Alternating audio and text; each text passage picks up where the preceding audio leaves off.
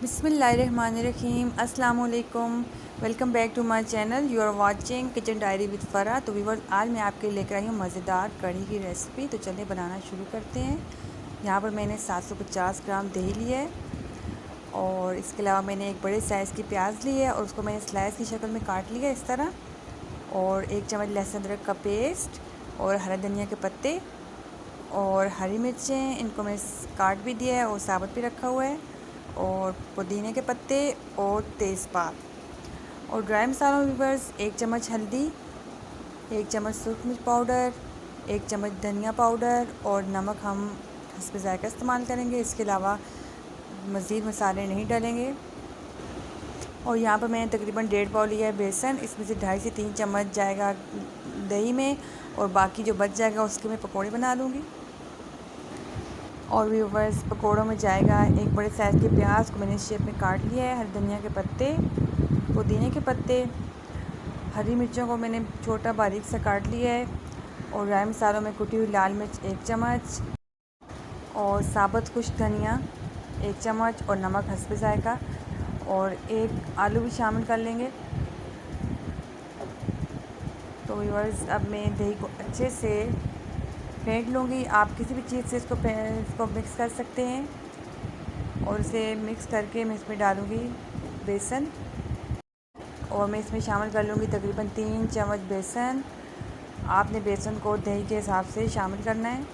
और बेसन शामिल करने के बाद मैं इसको अच्छे से मिक्स कर लूँगी इन दोनों चीज़ों को, और गुठलियों को अच्छे से मिक्स करके ख़त्म कर लेना है।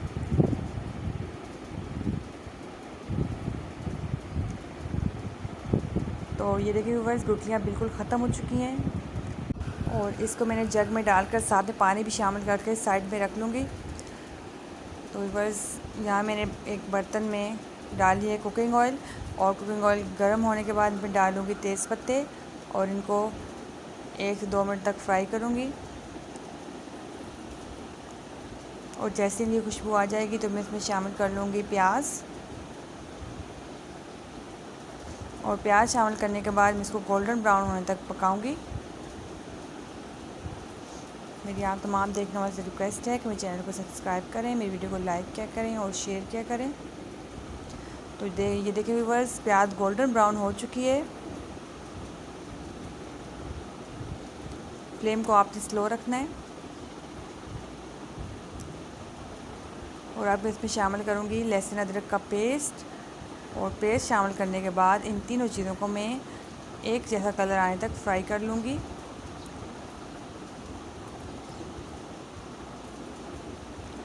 तो ये देखिए व्यूअर्स, ये इनका कलर बहुत अच्छे से आ चुका है, सेम कलर है।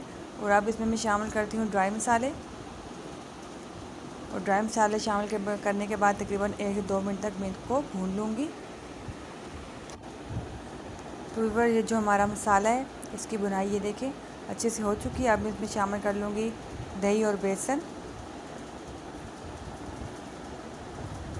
और साथ ही इसमें एक जग पानी और शामिल कर लूँगी।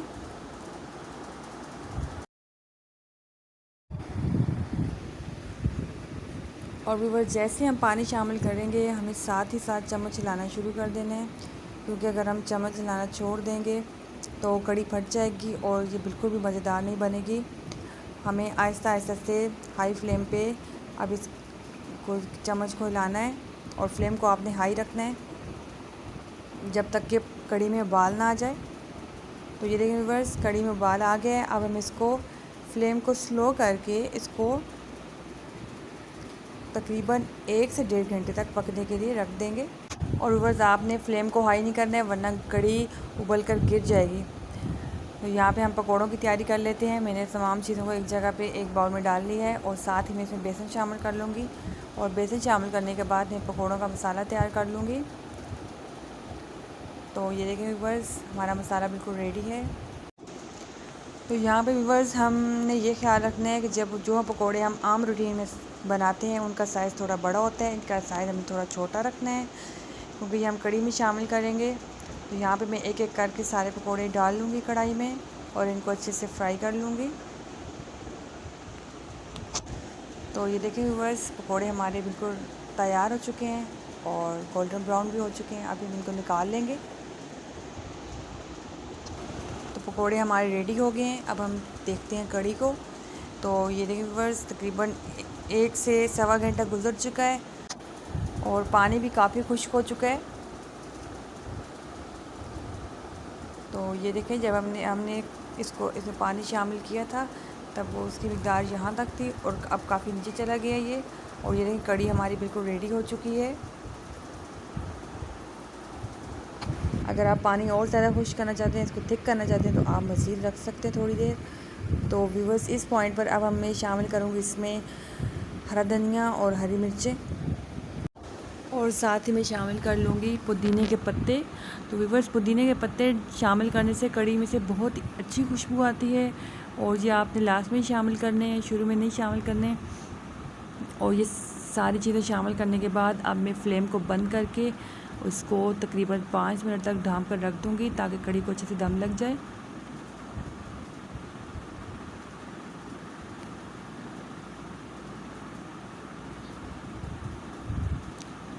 तो अब 5 मिनट गुजर चुके हैं। इसमें शामिल करती हूँ पकोड़े जो हमने बनाए थे। और बस अब मैं लगाऊंगी इसको तड़का, और इसके लिए मैंने लिए हैं साबुत गोल लाल मिर्च और 1 चम्मच सफ़ेद ज़ीरा, और मैंने इनको गरम ऑयल में गोल्डन ब्राउन कर लिया है। और अब इसको मैं शामिल कर लूँगी कढ़ी में।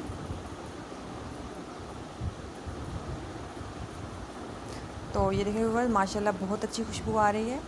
हमारी कढ़ी अब बिल्कुल रेडी है।